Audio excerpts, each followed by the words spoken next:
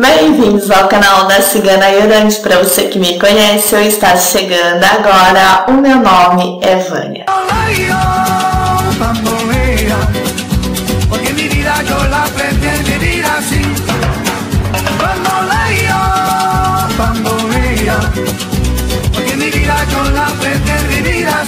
E não se esqueça de se inscrever no meu canal e deixar o seu like aqui embaixo.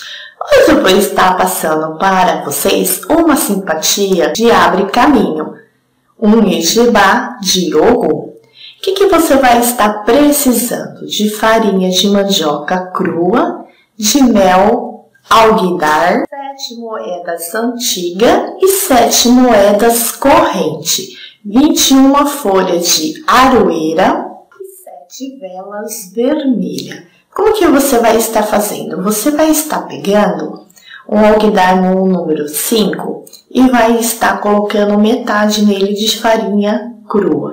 Vai estar misturando com as suas próprias mãos uma quantidade de mel que ela fica umedecida. Depois você vai estar enfeitando este alguidar com as folhas de aroeira. E depois você vai intercalando com as moedas antigas e com as moedas corrente.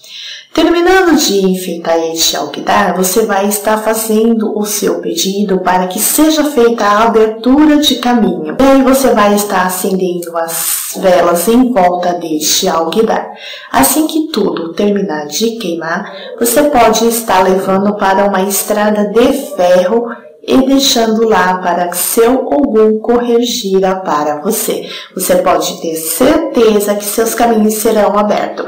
Portanto, se você gostou, se inscreva no meu canal, deixe seu like aqui embaixo, me acompanhe nas redes sociais, estão todas na descrição do meu vídeo. Muito obrigada, um beijo no seu coração.